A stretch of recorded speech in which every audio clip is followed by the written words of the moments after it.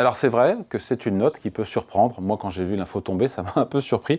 La Banque Centrale Européenne qui recommande de garder chez soi des espèces. Bonjour Charles. Bonjour David, bonjour à tous. Charles Sana, fondateur du site Insolentiae.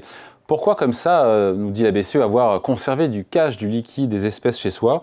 Elle nous dit en cas d'instabilité majeure. Pardon, mais pourquoi est-ce que la BCE nous dit ça? Moi, je trouve ça un peu anxiogène. Hein. Alors, Et en même temps, c'est du bon sens. Et en même temps, c'est du bon sens. Et en même temps, c'est du bon sens. Donc, alors, le titre, c'est surtout n'ayez pas peur, mais gardez un peu d'espèces chez vous. Le gouvernement vous dit au même moment, surtout n'ayez pas peur, mais préparez-vous à un kit de survie de 72 heures. On attend toujours le petit guide nous expliquant le mode d'emploi de la survie appliquée selon le gouvernement français.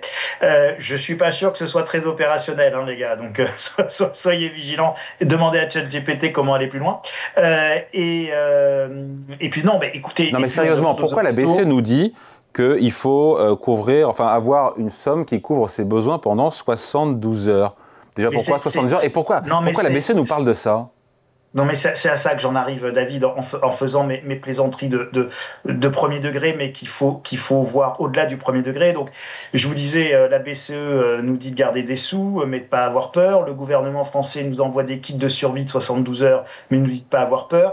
Et puis, le gouvernement français, mais c'est valable dans tous les autres pays de l'Union européenne, demande à ces systèmes de santé d'être capables de gérer des afflux de blessés de manière absolument massive, dans le cadre d'un conflit à haute intensité. Donc tout ça, vous devez remettre cette information, David, dans le contexte dans lequel ça doit être remis, c'est-à-dire un contexte d'inquiétude géopolitique, un contexte de peur de la guerre et un contexte de crainte significative. Et là, sur la guerre, je ne sais pas. Mais sur la menace hybride, la crainte, elle est significative.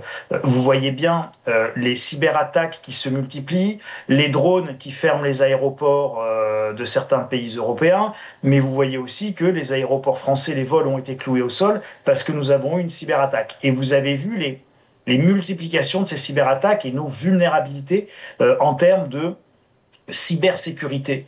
Ça veut dire quoi? Ça veut dire que dans un monde plein de menaces hybrides, mais fragile en termes de technologie et sensible en termes de cyberattaque, eh bien, la seule réponse possible, c'est l'analogique, c'est-à-dire le non technologique.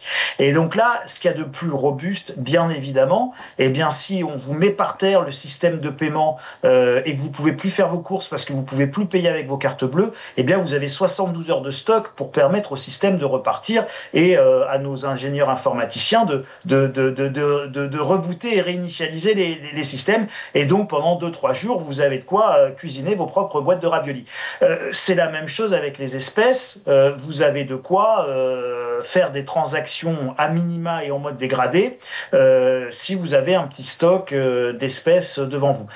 Voilà, je crois qu'il faut comprendre, David, le contexte dans lequel cette information de la BCE arrive. Ouais. Après, je me suis dit, comment est-ce qu'elle arrive, la BCE, au-delà du contexte, à cette conclusion?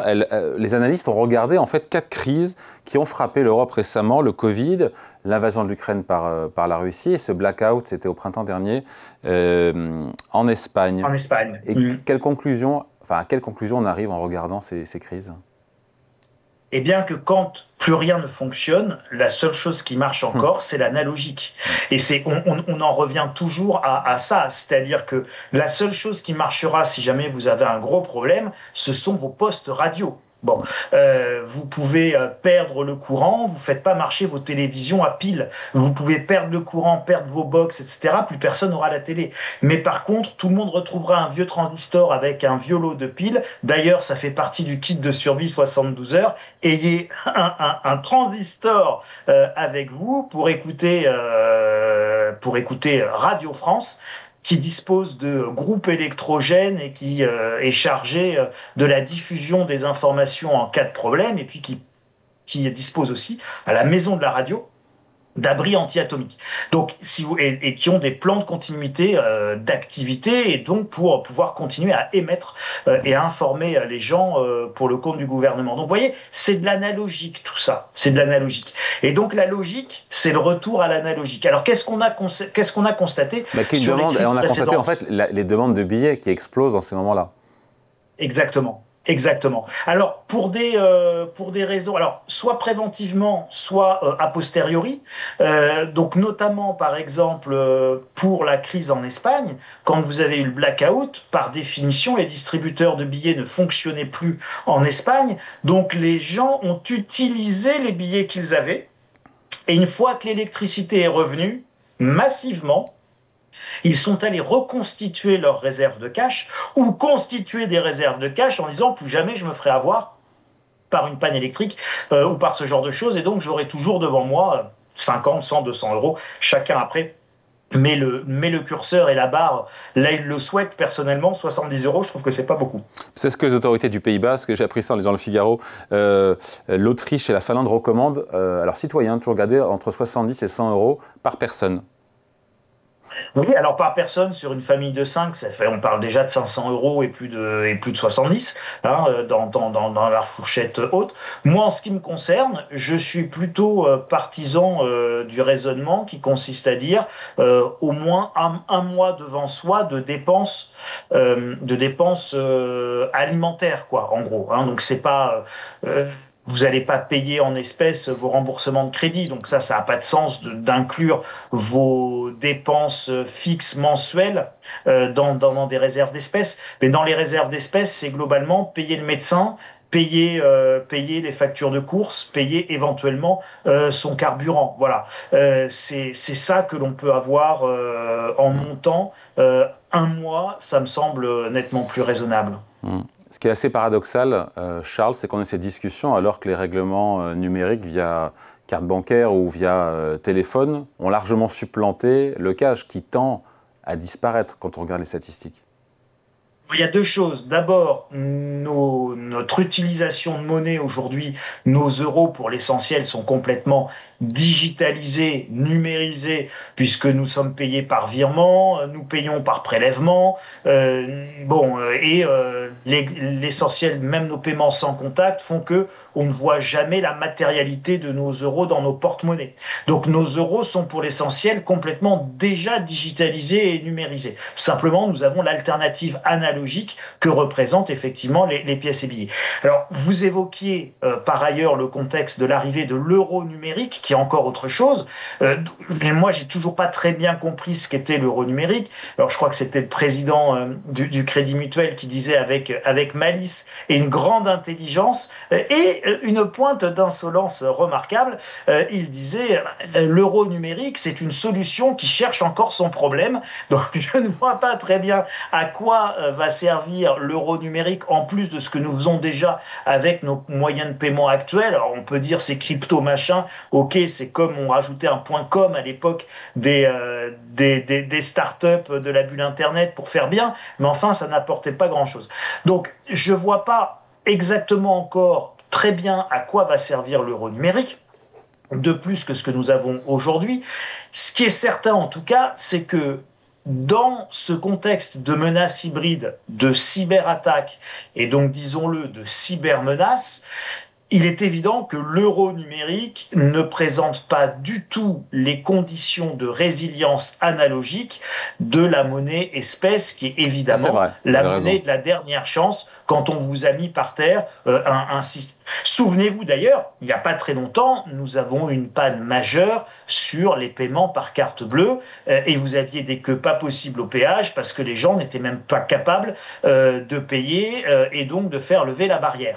Donc on a un vrai sujet autour de la cybersécurité.